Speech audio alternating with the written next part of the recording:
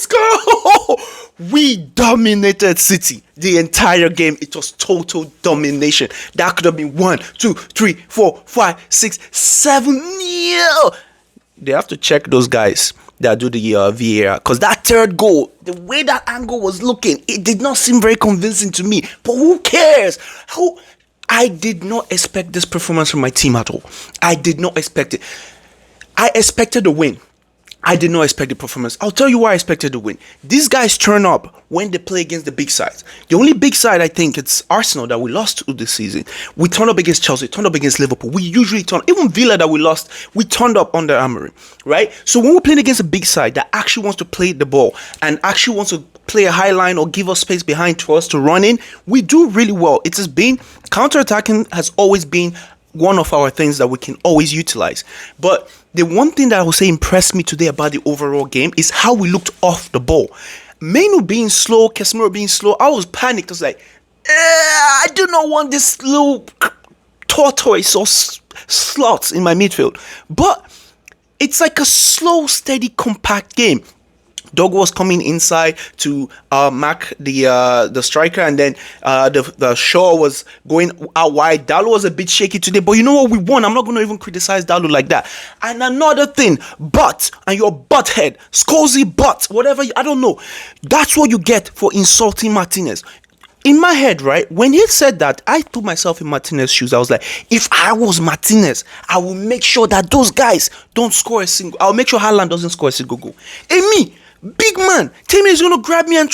Are you mad? With legends like that, who needs enemies? And honestly, that guy, I know your name is Butt, but you have to think with your head and not your butt sometimes. Honestly, you have to think with your head. Why would you say that? Factually and statistically, Haaland doesn't do well against Martinez. And guess what happened? He got hooked. Stinker and hooked. Manchester City, hold that. Now for the elephant in the room, because in this channel I made it very clear that I do not think Amorim getting sacked was a good decision. If anything, they should have sacked him at the end of the season. I do not change my mind on that. I do not. You can come for me in the comment section. You can attack me all you want. I don't change my mind, because the thing is, I think if Ruben Amorim had the exact same team, like with Maguire coming back, Mbumo, Ahmad, those guys available, I still think we can get a win against City without Guardiola and Ruben Diaz. Now, this is not to downplay the performance today. Dorgu today was looking like prime Nani. Where the hell did that come from? When this guy will make a pass, I'll check his completion. I'm like, is that Kevin De Bruyne? Like, he was making that diagonal switch. I was like, brother, where did you pull that out from? I didn't even know you had that in your tool set.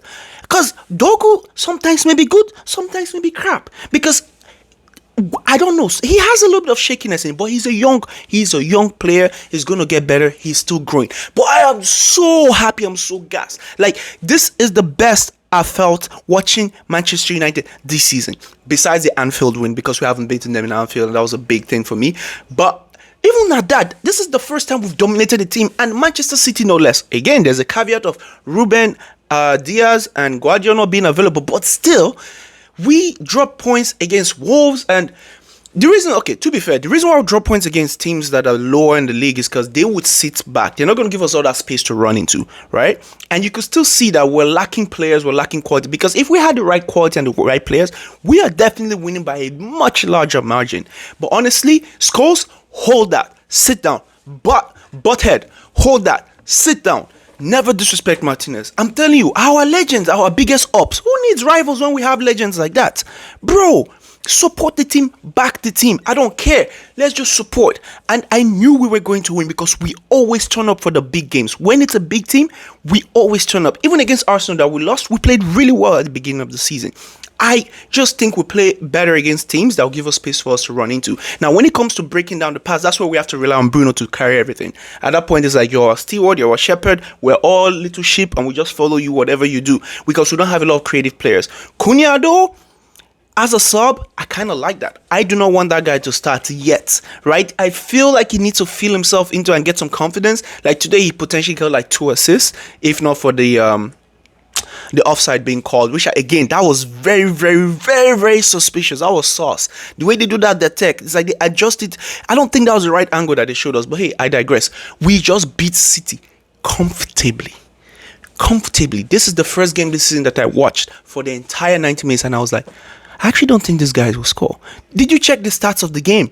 Bro, they had like one shot on target. I don't even remember what that was. I think it was the little fright that they had to clear from the goal. But it wasn't even really a shot. It was like a header, I think. But I get it counts as a shot. It is a shot on target. But I'm saying it wasn't like... there was no point in the game where they had a scary situation. I'm like, oh my God, if they scored that... We had that.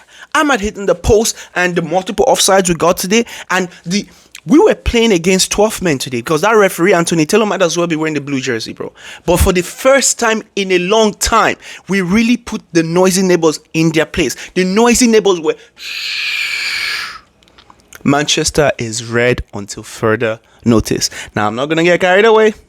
It's a good day. I'm excited. I'm happy. I'm not going to be like, give him the permanent position yet. I need to see how he plays against the teams that will have a lower block. Because when it's just about like the transition and counter-attack, we've seen that under most managers, Ole Gunnar Solskjaer, Eric Ten Hag, even Amorim, we can do the transition thing.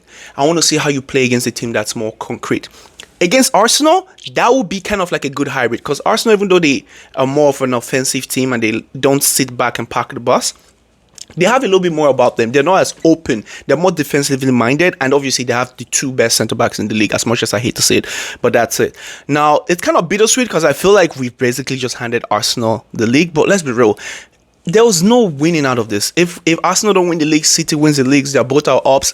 And one of them got to win. So regardless of what we do, it is what it is. I've already accepted it. We're currently not the best we can be right now. We should be in those kind of conversations and we cannot be. And this is a consequence of that. Our owners are still clowns, still three stooges. But you know what? Shout out to Michael Carrick. You did well. You made all the Man United fans happy, made them proud. And to all the players, thank you so much for this beautiful weekend. It's been the Realistic Red.